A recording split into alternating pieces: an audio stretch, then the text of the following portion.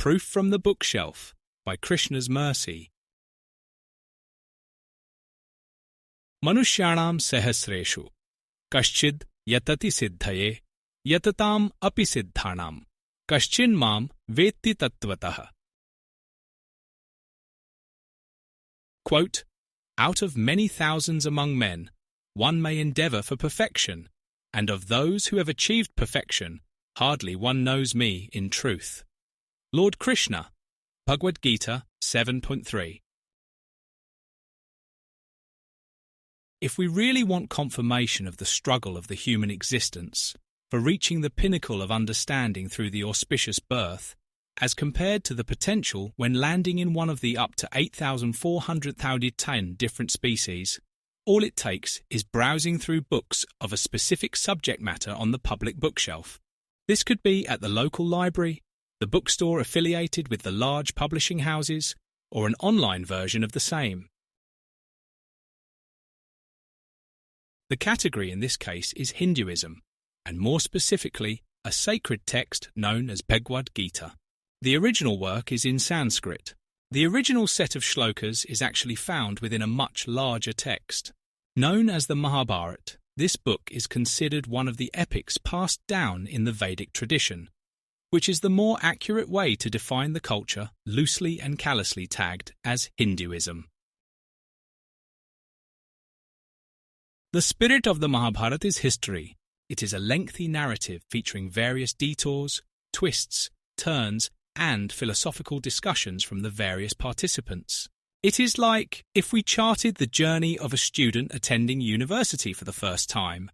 There is the narrative of their experience, such as the daily struggles, living in the dorm, doing their own laundry for the first time, making new friends, attending classes, studying, and also pursuing social interests. At the same time, the student is there to learn. If we included some of the instruction shared with them, a book describing their university experience could become quite lengthy. At any point within the published work, we might forget where the story began. A professor is deep into one of their lectures in a subject matter that might have nothing to do with the life experienced at the time by the student. This is one way to understand the layout of Mahabharata. There is a small section that is actually part of the narrative of one of the main characters, Arjuna, that covers the wisdom of the ages. This is sort of a succinct way of understanding life. It is like the condensed notes version of the science of self-realization, Sanatana Dharma, in the instructional sense. The teacher is Sri Krishna. The student is Arjuna. The setting is a battlefield. The point in the story is the beginning of a great war. The struggle extends to many years prior. This war was a long time in the making. Every effort was made to avoid it. Krishna even personally intervened, though he was not a direct party to the conflict. He was not affected either way, in the same manner that God oversees the creation, but does not get entangled in the work involved to create, maintain, or destroy it. Namam karmani limpanti, name karma phale spriha, iti mam yo bhijanati, karmabhir nasa badhyate. Quote, there is no work that affects me, nor do I aspire for the fruits of action. One who understands this truth about me also does not become entangled in the fruitive reactions of work. Lord Krishna, Bhagavad-gita 4.14.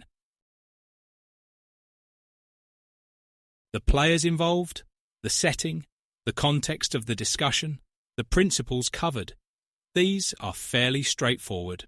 And yet, upon revisiting the aforementioned literary setting, we find that upon perusing the various published titles with Bhagavad-gita in the name, the proper understanding is lacking. The author, the translator, the commentator, the people presenting the work completely miss the mark. The honest person can quickly spot the errors. For instance, these presentations put forth speculations questioning the very existence of the scene.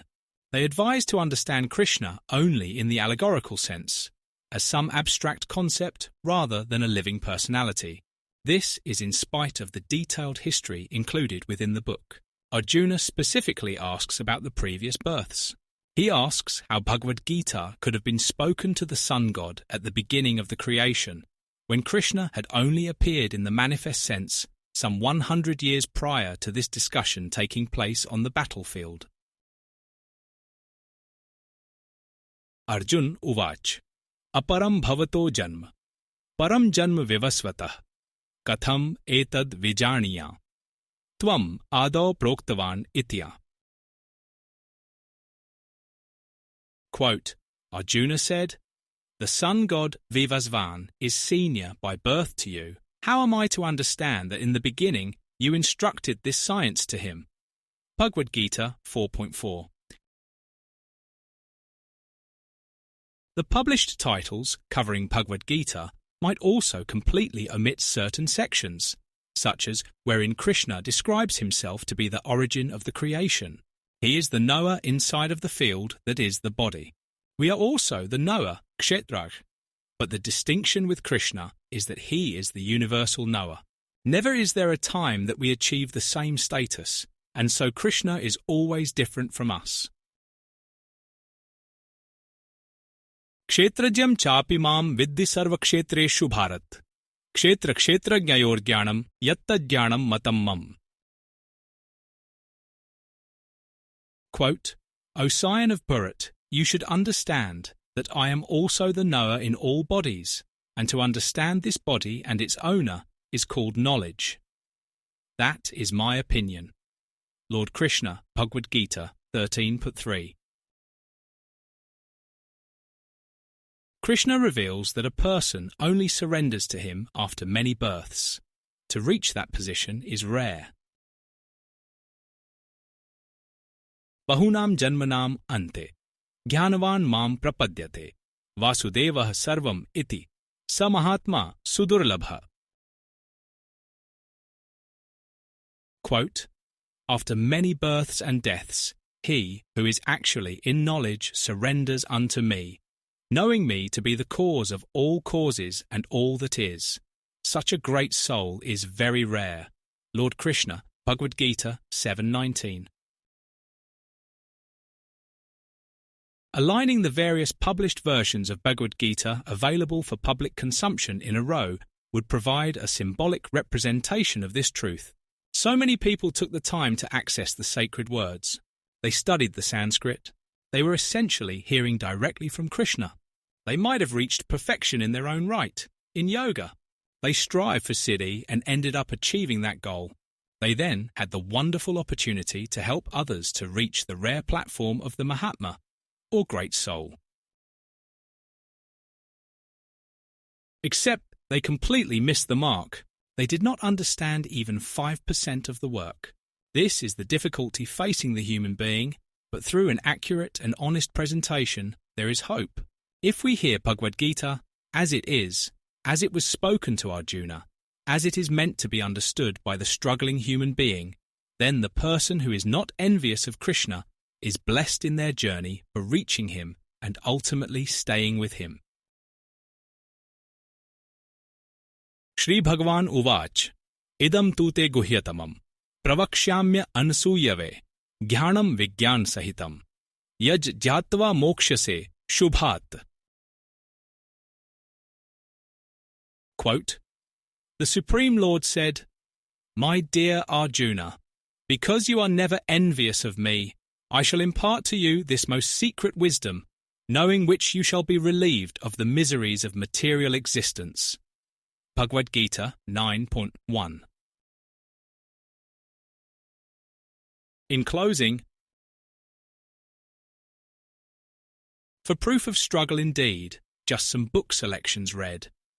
On shelf from Bhagavad-gita category, some say entire work an allegory, or that not to the Krishna person real, instead towards internal divine appeal.